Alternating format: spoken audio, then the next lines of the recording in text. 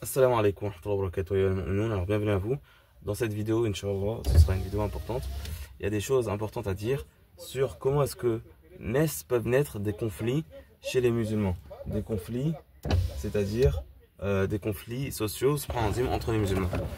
Il y a en fait, c'est que parfois, il y a des gens qui font par exemple des injustices. Qui font des injustices, et alors il y a d'autres gens qui pour Dieu, et pour le bien, veulent l'arrêter. Veulent les arrêter. Et alors, ces gens qui sont injustes, eh ben, ils voient ça comme une attaque personnelle, puisque les autres, ils veulent les arrêter. Et donc, il y a des conflits qui naissent entre des gens qui sont justes et des gens qui sont injustes. C'est comme ça que nombre de conflits naissent.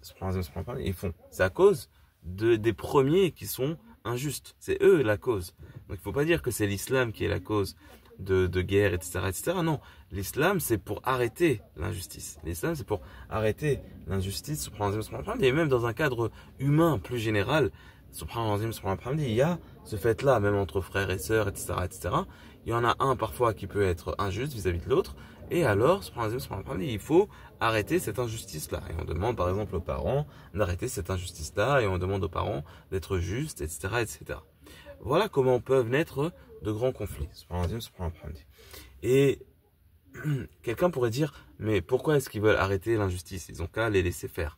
Mais ça, c'est contraire à notre religion. C'est contraire à notre religion et ça peut être un mal contre ceux qui laissent faire. Puisque comme il est rapporté dans le hadith considéré sahih, il est rapporté de Abu Bakr as-Siddiq, le premier calife de l'islam, as-Siddiq,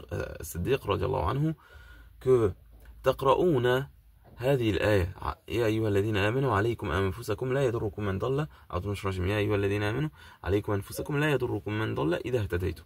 Vous qui avez cru, vous lisez le calife ou le compagnon, il disait, vous lisez cette ayah, vous qui avez cru, donc dans une traduction de sens vu, vous êtes en charge de vous-même. Celui la yadrukum man dalla, celui qui s'égare, alors il ne vous fait pas de mal. Si vous restez dans le droit chemin. Mais il dit, alayhi salam, donc il dit, mais j'ai entendu le Nabi, alayhi salam, ce qui s'approche de cela,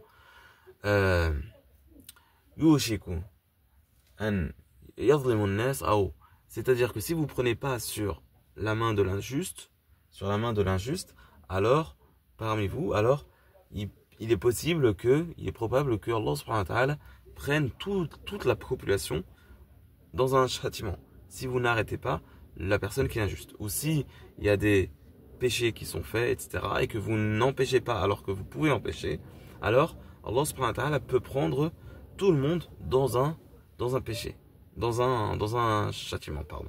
Dans un châtiment, pas dans un péché. Il peut tous les prendre dans un châtiment. Parce qu'ils ont laissé, justement, l'injuste faire ses injustices. Ou ils ont laissé le mal, etc., etc.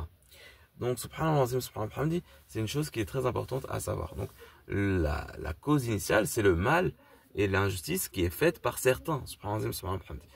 Mais il est essentiel pour une société saine d'arrêter l'injuste. Il est essentiel pour une société saine d'arrêter l'injuste, ainsi pour ne pas être dans un châtiment de la part d'Allah subhanahu wa ta'ala. Et ça, dans la mesure du possible, dans la mesure de la capacité. Voilà. Donc, ça, c'est une chose qui est très importante à évoquer, qu'Allah subhanahu wa ta'ala nous donne la compréhension, qu'Allah subhanahu wa ta'ala nous permette d'arrêter l'injustice, qu'Allah subhanahu wa ta'ala nous donne le khir. Bien évidemment, ça, c'est pour les sociétés musulmanes. Pour une société non musulmane, il n'y a pas de péché après la mécréance. Déjà, si tu mécrois en Allah subhanahu wa ta'ala et en son prophète alayhi sallam, c'est que n'espère rien fait l'akhirah. Ma lahum min khalaq. Subhanallah. Ceux qui délaissent déjà le témoignage de foi initial que la ilaha illallah et que Muhammad Rasulullah sallallahu alayhi wa sallam. Donc là, on parle pour les sociétés musulmanes. Donc c'est très important, notamment dans les mosquées, etc. Faut pas laisser que la mosquée soit gérée par des gens injustes qui font le mal, etc., etc.